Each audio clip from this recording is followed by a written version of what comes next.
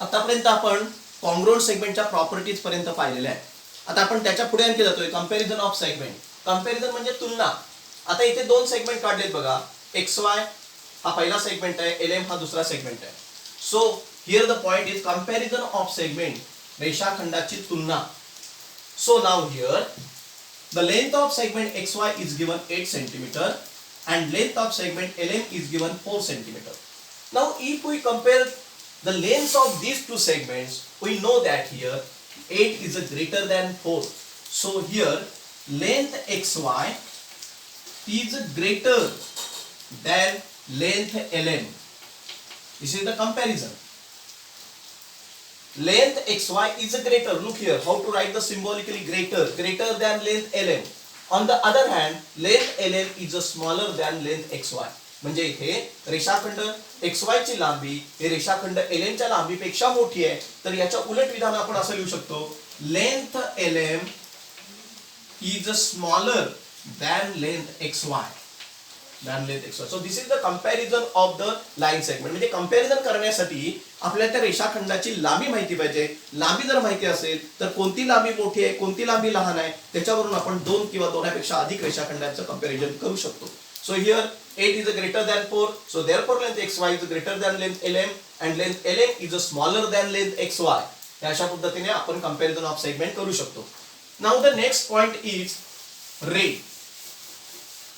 रे बद्दल तुम्हाला माहिती आहे, तुम्ही आतापर्यंत इयत्ता 8वी मध्ये पाहिले रे कोणाला म्हणायचं. त्याची डेफिनेशन मी करत बसणार नाही, फक्त तुम्हाला एंड पॉइंट कोण आहे ओरिजिन कोण आहे हे कळलं पाहिजे.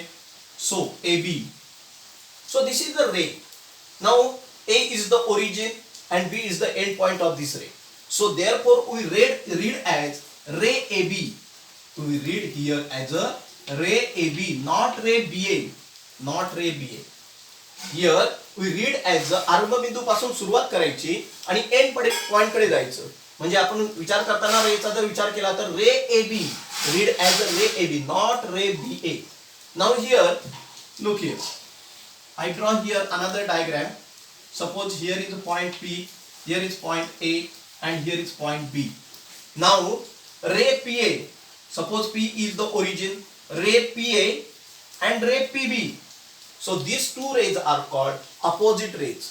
Why these two rays are called opposite rays? Because P is the common origin of ray PA and ray PB. Again observe here opposite ray PA and ray PB. These two rays are called opposite rays. Why? Because in these two rays point P is the common origin and here PA the end points are different. So therefore ray PA here, ray PA and ray PB are called opposite rays. Opposite rays. So here is the point, write down opposite rays. Opposite rays. विरुद्ध किरण. विरुद्ध कुणाला म्हणायचे, एकच आरंभ बिंदू असणाऱ्या दोन नैक रेषीय. बघा आता इकडे एक विरुद्ध बाजूला जात आहेत. PA and PB यांचा आरंभ बिंदू एकच आहे, तर दोन्ही बाजूला ते विरुद्ध बाजूला जात आहेत आणि म्हणून त्यांना आपण विरुद्ध किरण असं म्हणतो. So ray PA and ray PB are called the opposite rays of these rays. आतापर्यंत आपण बघा जे बेसिक कन्सेप्ट आहे त्याच्यामध्ये आपण आता आज काय पाहिले, लाईन सेगमेंट, त्याच्या लेंथ ऑफ सेगमेंट, त्यानंतर कॉन्ग्रुएंट सेगमेंट म्हणजे काय, त्याच्या प्रॉपर्टीज, त्यानंतर आपण कंपॅरिझन ऑफ सेगमेंट पाहिलं आणि आता आपण इथे पाहिलं रे आणि त्याचा अपोजिट रे म्हणजे काय. आता यावर आधारित आपल्याला एक एक्सरसाइज त्याचा आपण विचार करणार आहोत. Now again one point, mid point of segment AB. So what is mid point of segment AB? I draw here segment AB and here is point M. I draw here point M such that length of segment AM and length of segment MB are equal. Also A dash M dash B means point A, M and B are collinear points.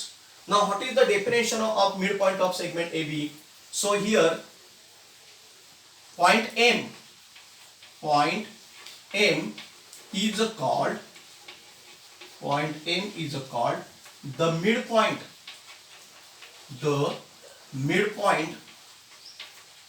of segment AB if A dash M dash B means A M B collinear पाहिजे, A dash M dash B and length of AM is equal to length of MB. बघा definition mid पॉइंटची काय झाली. Point M is called the midpoint of segment AB if A dash M dash B आपण काल पाहिले between S म्हणजे हे तिन्ही बिंदू कोलिनियर पाहिजेत आणि लेंथ AM ची लांबी आणि लेंथ MB ची लांबी जर समान असेल तर या पॉइंट M ला आपण या AB चा मिड पॉइंट असं म्हणतो. म्हणजे AB चा मिड पॉइंट का आहे M, कारण AM आणि MB हे अंतर सेम आहे आणि त्याचबरोबर AM आणि B हे एकाच रेषेवर आहेत म्हणून याला म्हणायचं M is the midpoint of segment AB. मग आता याच्यावरून आपल्याला एक महत्त्वाचं गणित सोडवायचे असतात. मग याच्यावरून आपल्याला काय मिळतं, AM is equal to 1/2 AB. बघा याच्यावरून आपल्याला महत्त्वाचं स्टेटमेंट काय मिळालं, AM ची लांबी ही AB च्या निम्मी. का तर AM आणि MB हे इक्वल आहेत. मग AM ची लांबी काय, MB ची लांबी काय, तर AB च्या निम्मी. कारण हे दोन्ही कॉन्ग्रुएंट आहेत. मग M च्या ऐवजी MB पण आपण घेऊ शकतो. MB is equal to 1/2 AB or AM is equal to 1/2 AB. हेच आता उलट कसं लिहिता येतं, आता हेच उलट AB is equal to 2 into AM. 2 into AM. बघा जर आपल्याला AM ची लांबी माहिती आहे आणि AB ची काढायची असेल तर त्याची दुप्पट केली की आपल्याला AB ची लांबी मिळते. आता इथे बघा AB is equal to 2 into AM. AB is equal to 2 into AM. आता एखादं समजा उदाहरण घेतलं, suppose AM is equal to 2. So what is the length of AB? AB is equal to 2 into AM, that is 2 into 2, 2 दुनी 4. So AB is equal to 4. अशा प्रकारची short examples तुम्हाला तो आता सोडवायचे आहेत, त्याचा आपण विचार करणार. So this is the mid point of segment AB.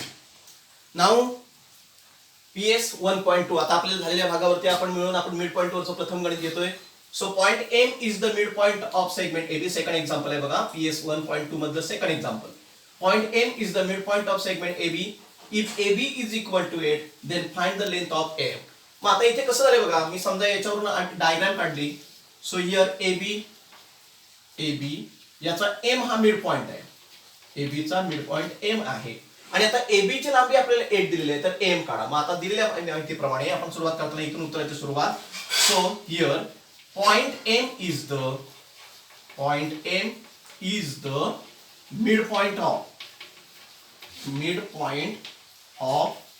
segment AB. Therefore आता बघा आता AB ची लांबी दिलेली आहे, AM ची काढायची. मी मगाशी दोन फॉर्म्युला तुम्हाला दिलेले आहेत. जर AB दिले असेल आणि AM काढायचं असेल तर formula M is equal to 1/2 AB. आणि जर AM दिला असेल आणि AB काढायचं असेल तर AB is equal to twice AM. हे दोन फॉर्म्युले नीट विचारात घ्यायचे. So here AM is equal to 1/2 into AB. So therefore AM is equal to 1/2 into value of AB is given 8. याला सिंप्लिफिकेशन लावा. बे के बे बेचोक 8. So therefore AM is equal to 4. याला चौकट करा उत्तराला.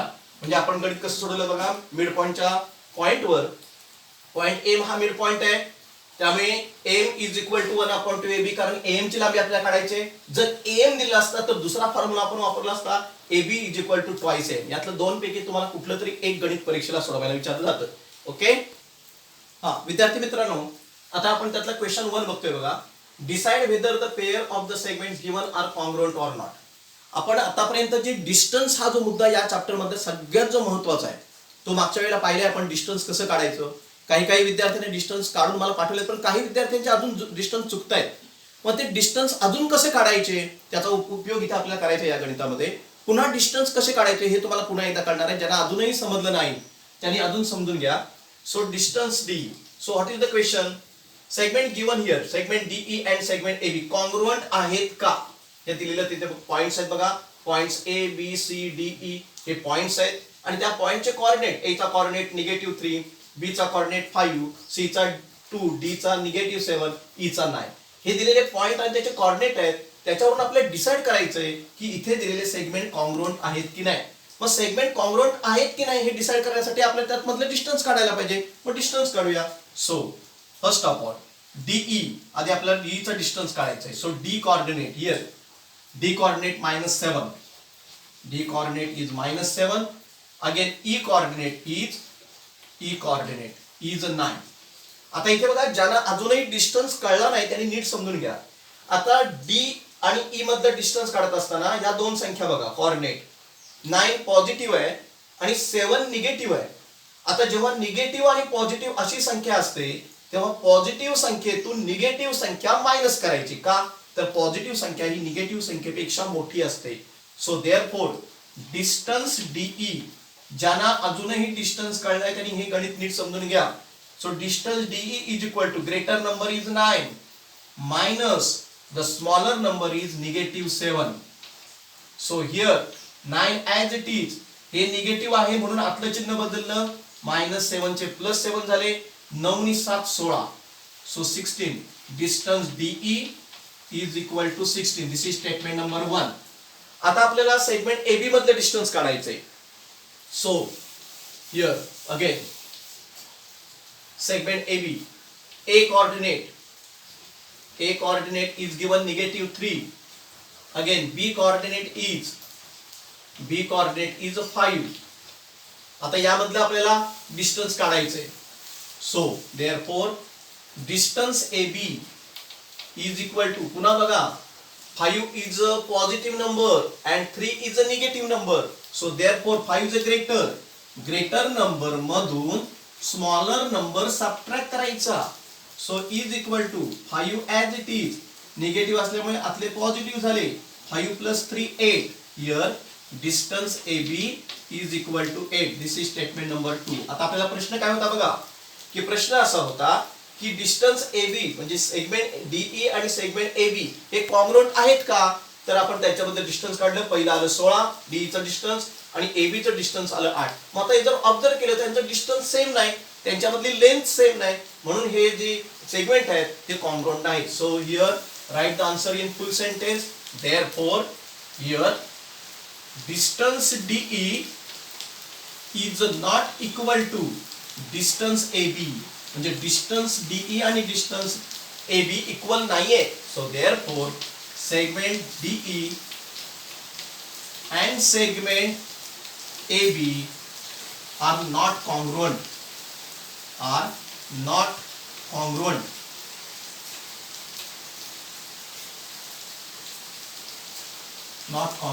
मग आपण उत्तर इथे कसं लिहिलं की DE ची लांबी 16 आणि AB ची 8 आल्यामुळे यांच्यातलं डिस्टन्स सेम नाही, लेंथ सुद्धा सेम नाही, म्हणून ते सेगमेंट कॉन्ग्रुएंट नाहीये. इथे हे गणित संपलं बघा. सो नाउ स्टुडंट्स, आता आज आपण जो मुद्दा बघितलेला आहे त्याच्यावर आधारित तुम्हाला गणित देतो. प्रॅक्टिससाठी अजून काही नंतर गणित देईन, पण आधी तुम्हाला कोणकोणती गणित सोडवायची आहेत बघा. प्रॅक्टिस सेट 1.2 क्वेश्चन 1 मधला दुसरा आणि तिसरा आकडा त्यातला सोडवा. त्यानंतर क्वेश्चन 3 सोडवा, क्वेश्चन 4 सोडवा. पाठीमागे बघा, पेज नंबर नेक्स्ट पेजवर आहे, पेज नंबर 8 वरती क्वेश्चन नंबर 5 आणि क्वेश्चन नंबर 6 यांचे जे जे प्रश्न विचारले त्या प्रश्नांची उत्तरे लिहायची आहेत. क्वेश्चन 6 मध्ये सुद्धा बघा डिस्टन्स विचारले, ते डिस्टन्स त्या आकृतीवरनं काढायचे. म्हणजे तुम्हाला होमवर्क भरपूर आहे.